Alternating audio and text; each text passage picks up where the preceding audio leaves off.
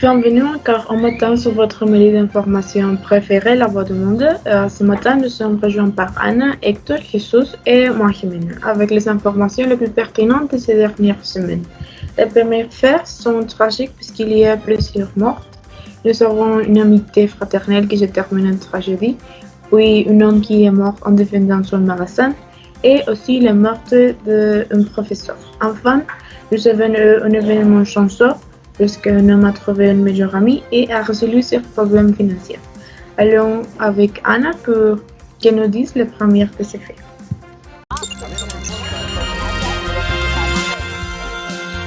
Bonjour, je m'appelle Ana Laura Garcia et aujourd'hui, je vais vous parler d'une nouvelle choquante intitulée Partenel Amity se terminó en tragédie.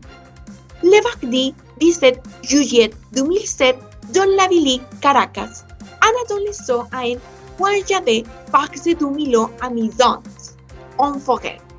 Cet événement malheureux s'est produit à 3h du matin.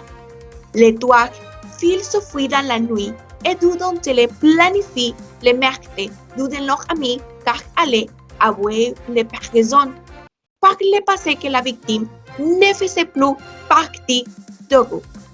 La police et les médecins légistes ont rapporté les faits comme suit.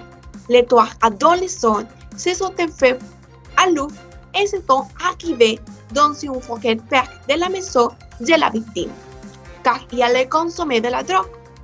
Mais son ami a dit à la victime d'aller à la voiture parce qu'il oublie quelque chose, à quel point les deux amis l'ont poignardé à mort et ont caché le corps.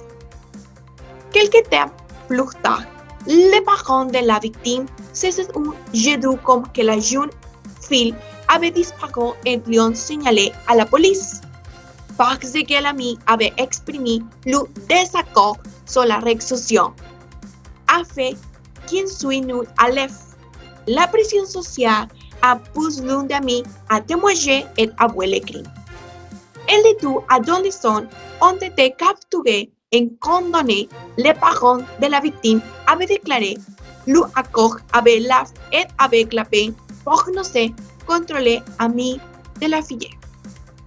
Nous continuons avec les prochaines nouvelles.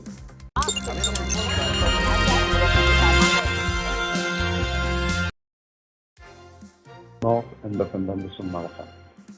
Vendredi 29 abril, à Monterrey, l'épicier Ramirez est déclaré mort. En plein centre-ville de Monterrey, à midi, M. Ramirez a été victime d'une agression et d'un vol à son propre magasin. Quand un braqueur est entré dans le magasin et il avait demandé de l'argent à la caisse enregistreuse. L'homme a refusé de lui donner de l'argent et le voleur a tiré sur son bras. Lorsque le commerçant a reçu la balle, il a rapidement activé la lampe d'urgence, mais lorsqu'il l'a fait, l'agresseur lui a tiré une nouvelle balle dans la tête, causant sa mort. L'agresseur a pris l'argent et a voulu s'enfuir, mais à l'instant, la police est arrivée et le sujet a été arrêté quelques jours plus tard. L'arme et l'argent étaient portés par les criminels. Il a été mis à la disposition des autorités pour lui donner la procédure appropriée. Également, sur le lieu se trouvaient plusieurs témoins qui ont observé l'acte criminel et ont pu témoigner contre le meurtrier. C'était les nouvelles d'avril à Monterrey. Et puis, nous partons avec mon partenaire Jesus qui nous apporte des nouvelles de New York City.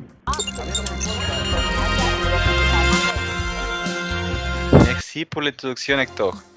Mais devant d'aller avec les nouvelles de New York avec Jimena, j'ai une petite histoire très tragique.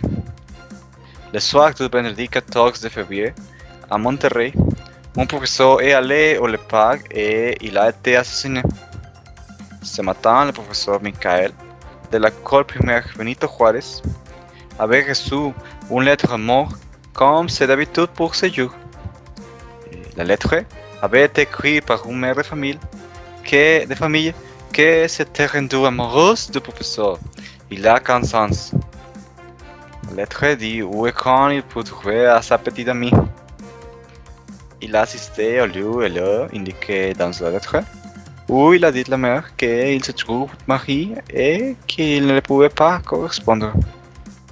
La mère a attaqué le professeur avec un roc et l'a frappé sur la tête.